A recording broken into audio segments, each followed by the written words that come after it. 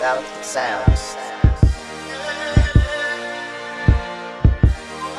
without crop farmers and the cattle farmers conflicts. This is a typical fresh example that we are looking at. We are standing on the farm.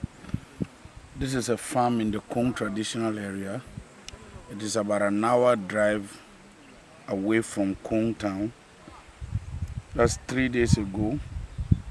The cattle herdsmen brought their cattle into this farmer's farm. This maize, we wonder whether he will get any harvest from it again. This is what the farmers are complaining about. This is what the farmers want us together. Savannah Regional House of Chiefs, Savannah Regional Ministers, Savannah MMDAs, Savannah traditional rulers and landowners to resolve. If this cattle hadn't entered this farm, this farmer has no problem with the cattle herders. If these cattle herders hadn't come in to eat up this maize, this farmer had no problem with them. But there he is. He can't even trace them because the community he lives, there are no cattle. If he gets any Fulani, I was speaking to a Fulani herder, and the Fulani herder told me he didn't even understand the language I was speaking. And these are some of the challenges we are having in resolving this issue. So we are calling on everybody. We are calling on the state. We are calling on government. We are calling on peace people that we need to find a solution to this. If this doesn't stop, the farmers will go back to the charcoal production. If this doesn't stop, the farmers will go back to the illegalities in the forest. This young man is very peeved, he's very sad, he's angry, and we need to do something about this. The last few days, I've been in the communities in the Kong traditional area. Today was my 5th community I've gone, and every community will mention Fulani cattle herder. This farmer spoke to us that his farm has just been eaten fresh, and that is what we came to look at. And you can see a lot of maize has been eaten up by the cattle. Unfortunately, he cannot even find whom the cattle owner is, because when you talk to them, they will ask you whether you know the footprints of their cattle, whether you know the footprints.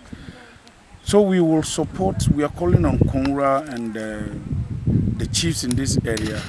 We need to come together on an emergency issue. We need to discuss this. We are calling on donor funding, we are calling on partners. We need to do advocacy, we need to discuss this so that we don't get our people back onto the chainsaws, back onto the charcoal production, and back onto the illegalities. Sina babusi ka fili jinwa. Nja mbora ka ba waka asambo. Karana da ka tamba pa gafala. Ata ata no naka ka fili bo ingata na da yala ata do wala. To kumbanda ututu nya ja. Ma blancha mantur fili ka ba wanya. Dar kan ka mena lo pale. Batoya ka okay. This one he also depend on to feed his family. That one time, when he came the first time, he went and reported to the chief. So the chief told him that once he didn't see the cattle, there was little he could do. So, but he insisted that they should come and see, so that one day, if it repeats there's something repeats itself, they shouldn't blame him. Kamada nyaba men, mbalbo ne mambala ne, ndana kundi kubakpale. Okay. That is what they depend on, and then the Fulani people too, they also depend on their cattle. So sometimes it becomes they have a conflict when the cattle destroy their things, and then if they want to, talk about it, then it leads to a conflict between the two of the two groups. So we also.